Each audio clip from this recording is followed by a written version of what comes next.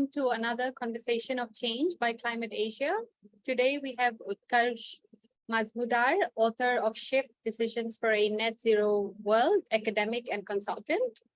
Utkarsh is a multidimensional professional with nearly 3 decades of experience encompassing academics and administration at premier business schools in India and working with large corporations in India at GE Capital, iGATE, and HSBC.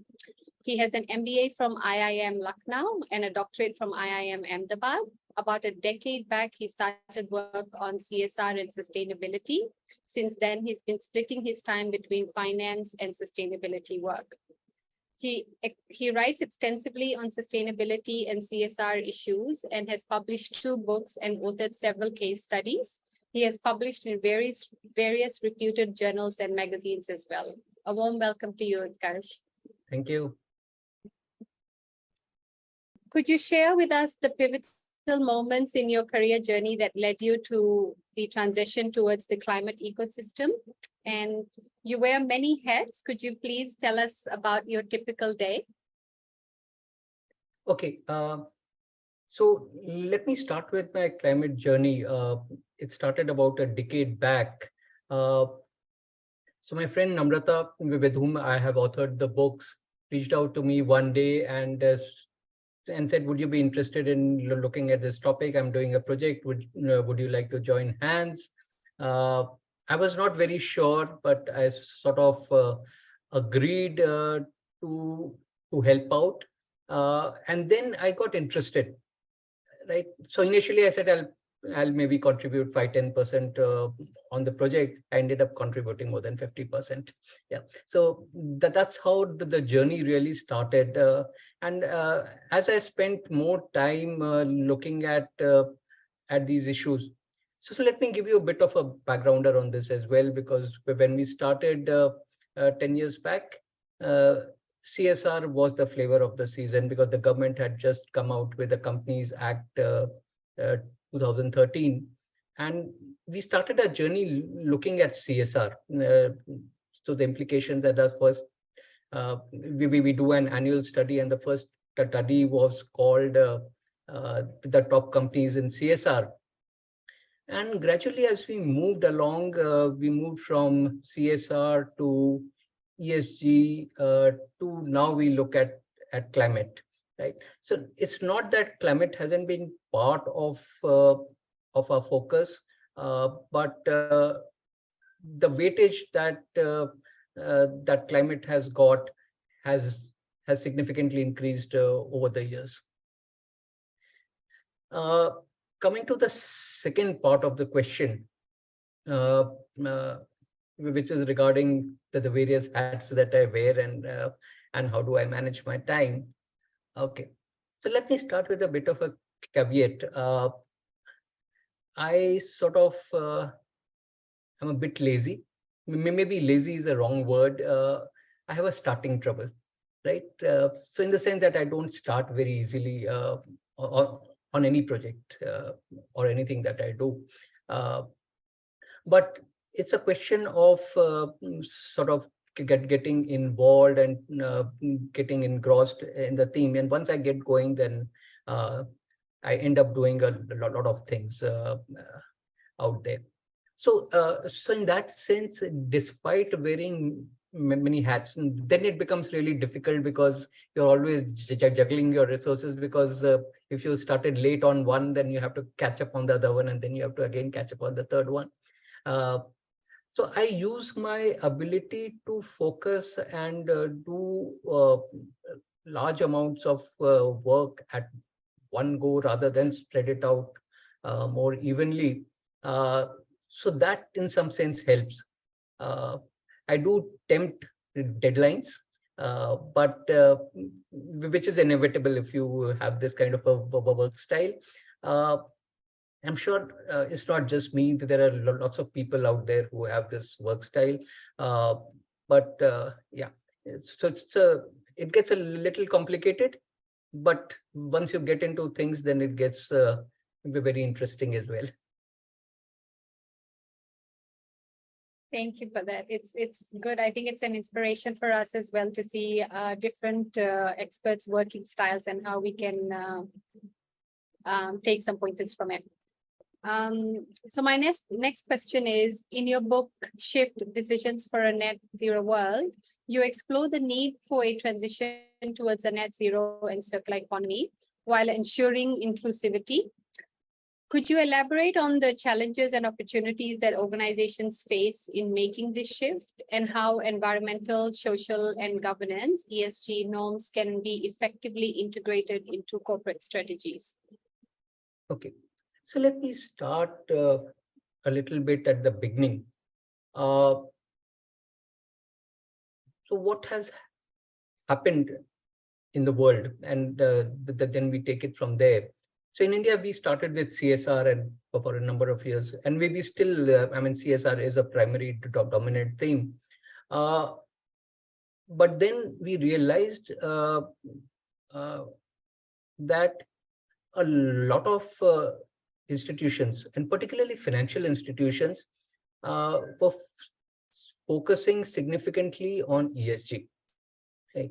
Now, if you look at banks in particular, banks don't have emissions, right?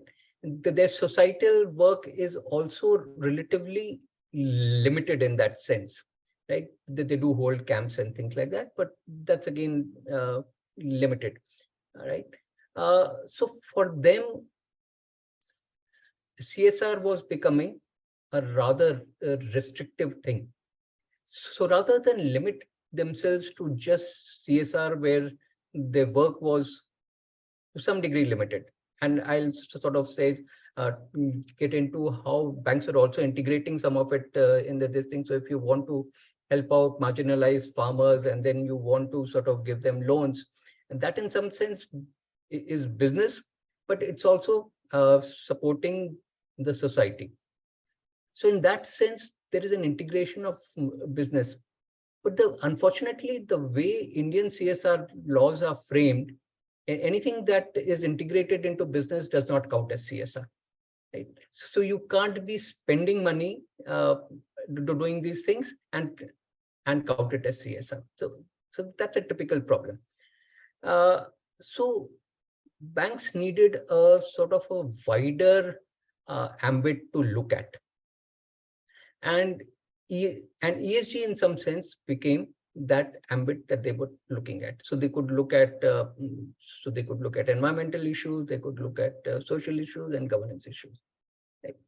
Now, once they started looking at themselves, they also started looking at it outside, saying that, look, how can we look at companies with the same lens that we look at ourselves? And that's where they started looking at companies from the perspective of ESG. Okay. Now, we also have to remember that, especially in India, a significant chunk of funding for companies come from banks. So unless you sort of look at ESG closely, your funding is likely to be impacted. So in that sense, there was this whole shift towards ESG, and companies sort of needed to be looking at ESG very closely, having programs around ESG. So let's also sort of spend a moment understanding what ESG is. I'm not going to spend too much time there. First aspect is looking at environment, which looks at a broad range of things, although primarily we look at emissions. But broadly, if you look at it, it encompasses things like waste, water, and energy. Those are three broad things that it encompasses. Social looks at essentially communities and society, if one may put it. And the final one is governance. Now, the governance part is the most misunderstood part, because governance is really about governance around E and S. How do you structure your governance around E and S? Right. So that is where ESG is. Now when we started writing Shift, we were looking at Shift as a broader framework. And what was also happening was there was an increasing emphasis that was coming around on net zero. The Paris Agreement had already taken place. There was a lot of focus on climate and related issues. So Shift encompasses both ESG and net zero, right? And the title itself really looks at net zero. Okay. But if you look at this whole scheme of things, it looks at a broad range of areas where one can focus on, right? So so in our book, we look at 10 things that can be looked at.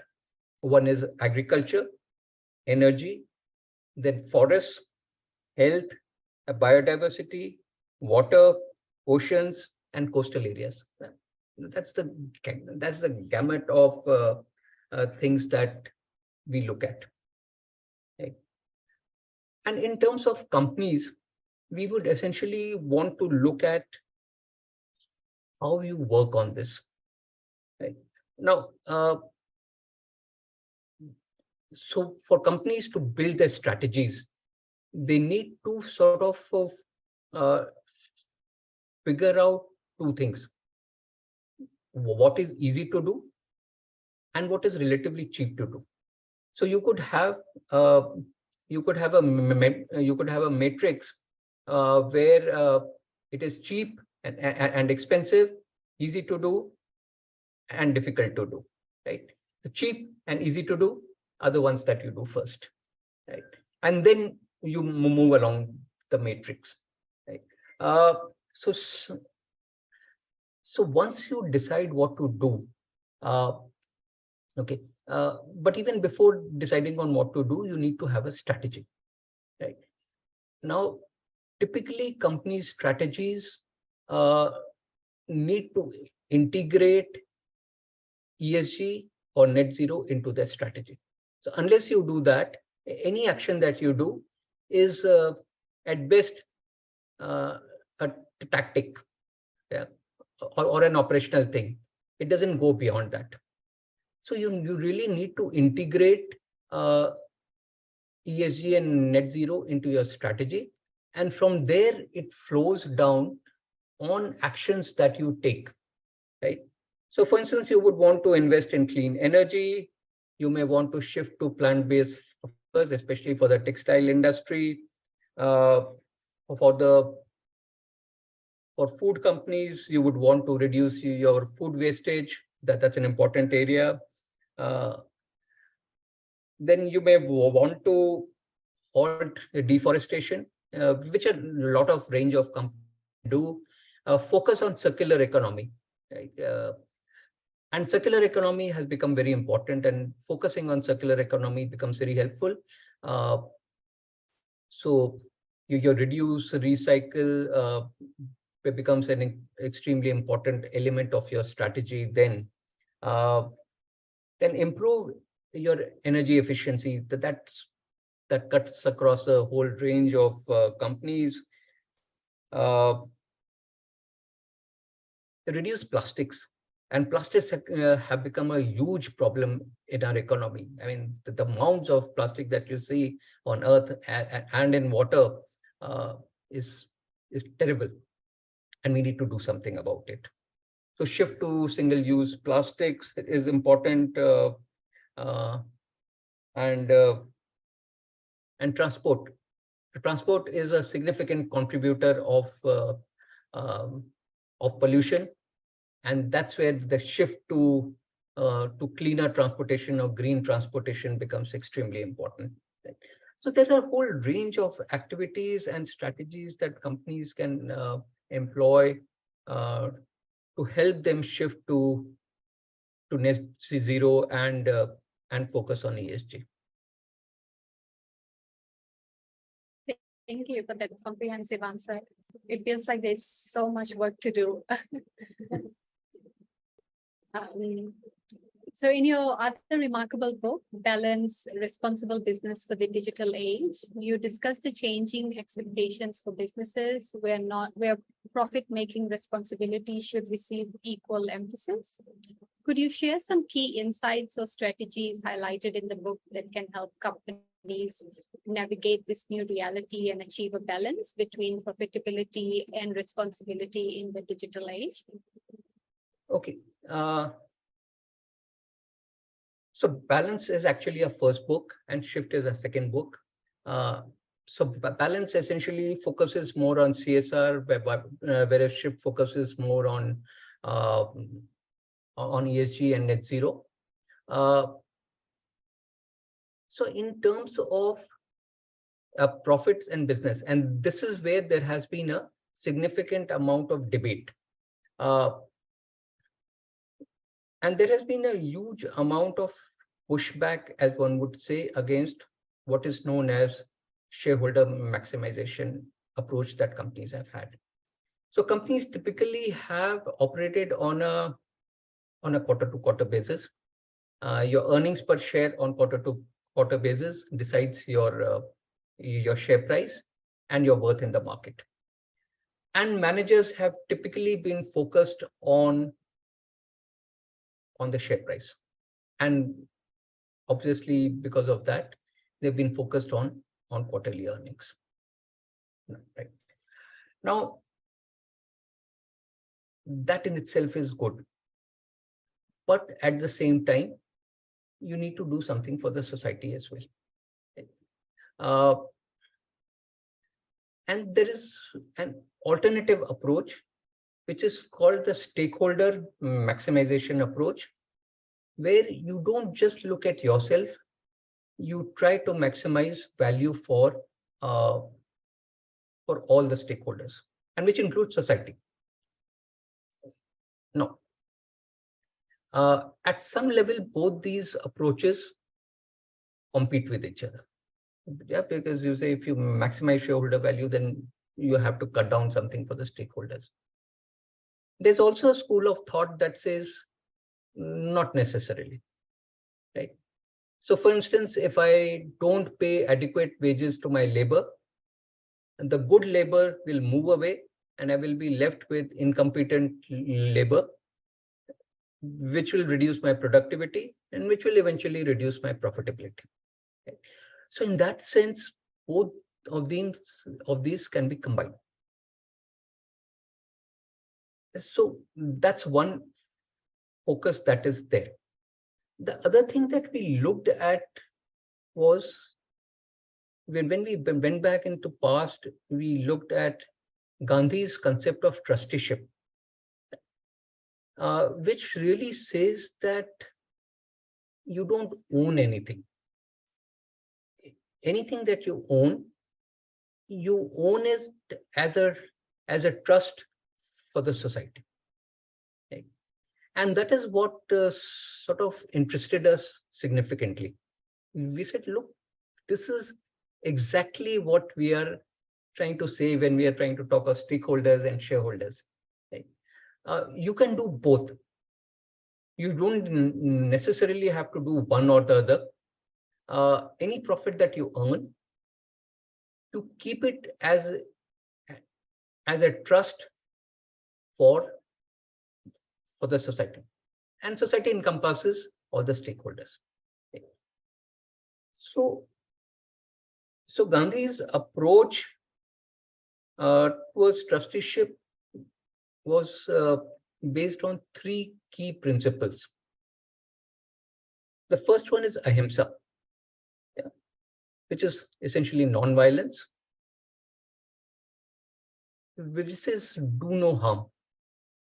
This is something that we talk of very frequently when we are talking of climate and other issues. The second one is Swaraj, which is essentially self-control. And this is we sort of interpret it as decision-making. How much control do you have over your decision-making? And finally, you have Sarvodaya, which means benefit for all. And these three principles will guide you towards being a good trustee. Okay? And then we sort of build this whole thing up into looking at three key elements that any business should have.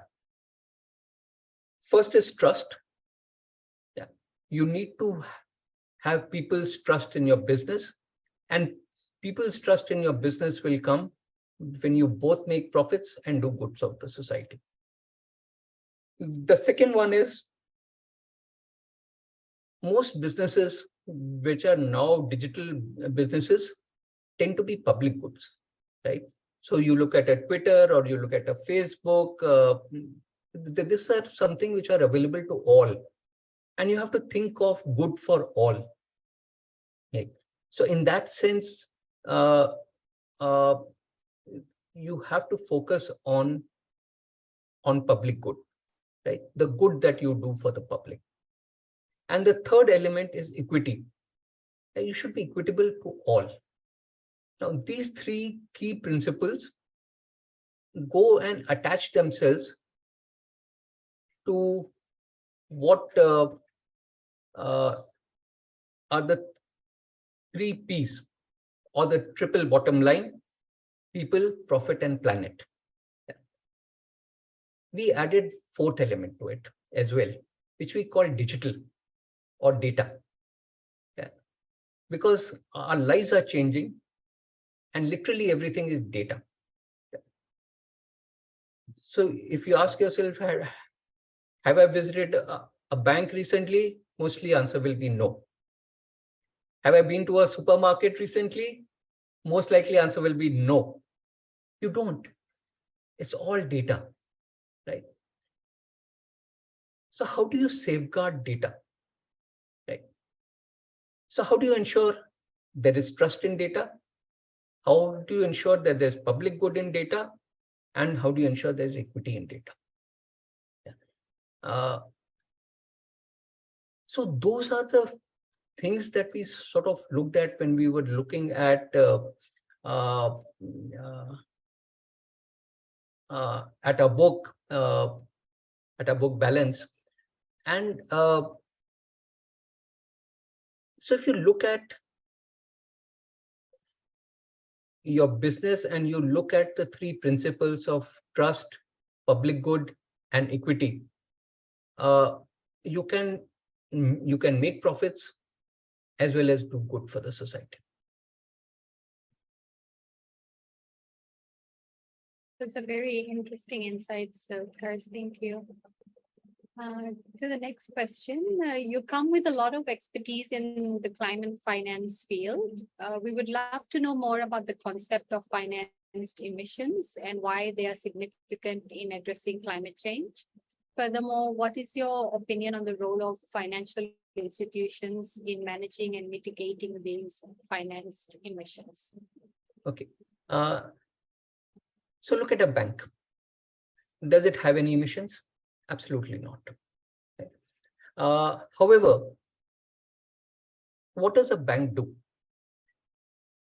It borrows money from the public. So you and I go and put our money in the bank. And what does the bank do with this money? It lends it out, and it lends it out to companies. So that's essentially what the bank does. Now, the lending part of the business, if the bank lends money to companies that are in the fossil fuel business, for instance, or they're in the alcohol business or gambling business, for example, that is where problems actually arise. Yeah. So finance emissions essentially looks only at the emission side of the story, but there are others. There's another side of the story on things like sin goods, as they are called, alcohol and gambling, etc. But we won't get into them.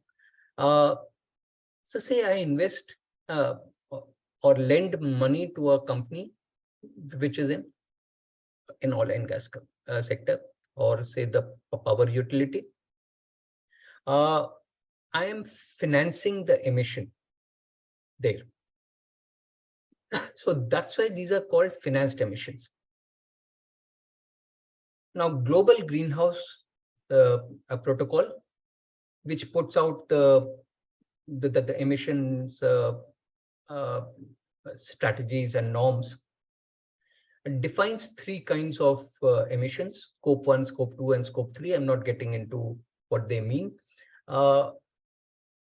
They are now gradually coming around the view that financed emissions should be scope 4 emissions. It still hasn't come to an agreement and worked out exactly what it should be, because banks are enabling emissions.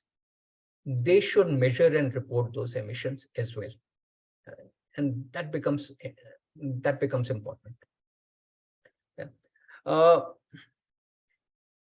So what does financing of emissions do? It creates several risks. One, it creates a risk of the reputation. So if you look at a bank which is heavily financing emissions, its reputation will be impacted. Secondly, it will come under the purview of the regulatory authorities, who will push back on you to reduce the lending to companies that have high emissions. On the other side, and it also leads to a look at the business side of these companies. So say, for instance, you have a power utility, which is coal-based. It now needs to shift to solar. The power utility may need to be shut down, and that will become what is known as a stranded asset. So there is a risk of the asset that you have lent to becoming stranded, and the company no longer having the resources to pay back your loan. So these are some of the risks that a bank faces. And so banks also really need to sort of measure these emissions, report them, and take action in ways in which they can help reduce these emissions. Yeah. So one is simple route, but not so easy, is to stop lending to these businesses, because lending to these businesses is actually extremely profitable. Highly risky businesses, high rates of return, so it becomes extremely difficult for them to do that. But they can advise them on steps towards a decarbonization. They can also finance projects that lead to decarbonization. So there are a whole range of things that banks can do. Banks also often act as advisors. They can advise on decarbonization strategies. So not only will it help companies that are high on emissions, but it will also help the bank reduce its risk due to concentrations in carbon. Yeah. In light of the imperative to achieve net zero emissions, how can small businesses effectively position themselves as leaders in the markets of tomorrow, ensuring they make a positive environmental impact while also thriving economically? And for our audience that are interested in the growing net zero economy, what specific opportunities and strategies can one explore to contribute to sustainability efforts within the small business sector? Okay. There are roughly 63 lakh or 6.3 million medium small enterprises in India. Compare that with listed companies. There are only about 5,000 listed companies. Yeah. So, and listed companies are the large ones. So there is a large chunk of companies and organizations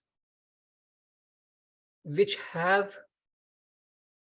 emissions. So that's one part of the story. The other part of the story is that the Prime Minister in Glasgow announced that India will become net zero by 2070. So that's a hard line that have been set. And this and the announcements that the Prime Minister made in Glasgow have also been incorporated in our NDCs. So in that sense, that's a commitment to the world that we will become net zero by 2070. Yeah. So how can you become net zero by 2070 unless MSMEs also become net zero? Now, having said that, MECs have a critical challenge in the sense that they don't have resources. They don't have resources. They don't have technology.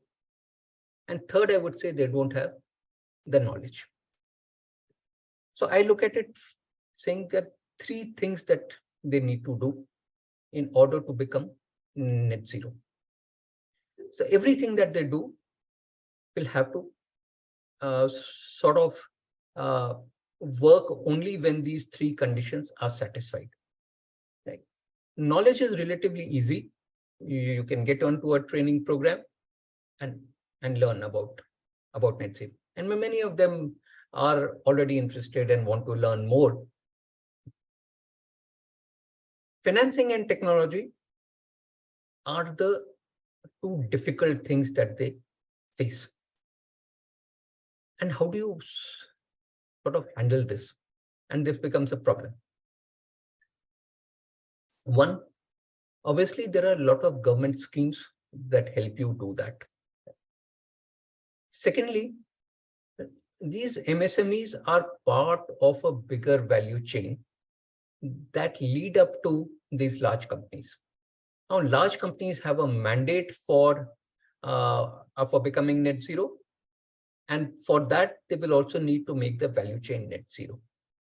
So one way is to reach out to your consumer, which is the large manufacturer to whom you supply, and ask them if they can help with technology and financing. So those are two or three key things which are becoming a roadblock for these small people. Right? Like large companies, they also need to sort of develop a strategy for becoming net zero. Right? So they need to set up a strategy for becoming net zero. Try and figure out where in your operations you can become more efficient and reduce your emissions. So aim for the low-hanging fruit, things that you can do easily. Yeah. Can I shift over to solar? I just need to put solar panels on the top. It's expensive, but can I get some sources of funding and do that? That's the easy low-hanging fruit, so to speak. Not only you design yourself to be net zero, you also design your products to be net zero. Yeah. So that's an important element. Financing, as I said, is critical, and this is where one will need to be either inventive or reach out to the right places and get funding. It's also a question of people, and something that I've not spoken about, and a lot of us sort of miss out. Unless people are sensitized and trained into becoming net zero, everything else fails. Yeah. So people is absolutely critical in this thing. And if you have successes, tell your story. Storytelling is one of the most critical parts of this. So if you do something good, you go out and tell the world will come to help you, and then you can do more and more. Yeah. And a lot of people believe I'll do good, but I won't tell the world. That doesn't help.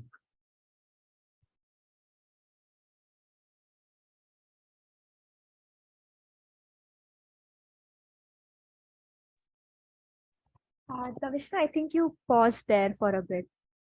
Yeah, I finished, sir. Yeah.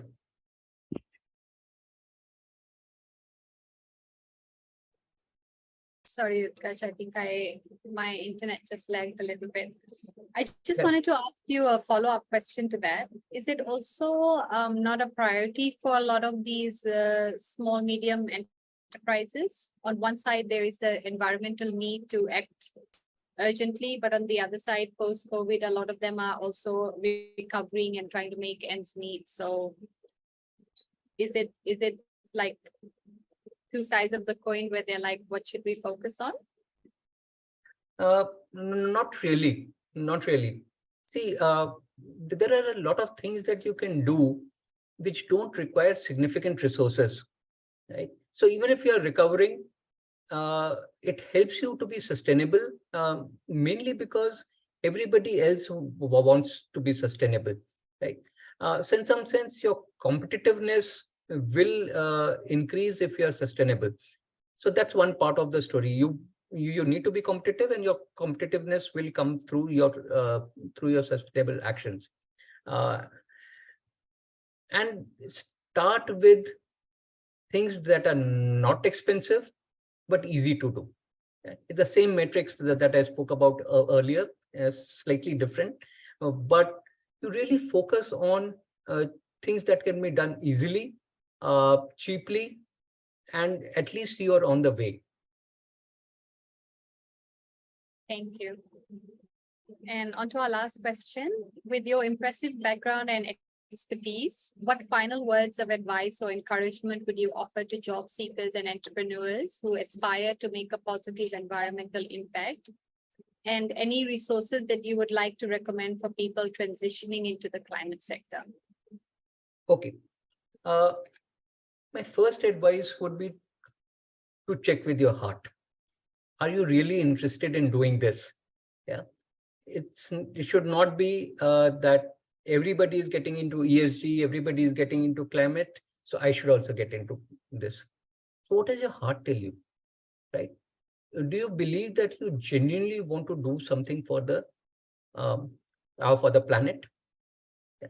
If you really believe, then only you sort of get into it, right? I got into it accidentally, but then my heart also got into it. Yeah. So, so either you believe that this is something which I want to check out and see if my heart is into it, right? Or you strongly believe that my heart is into this. Yeah.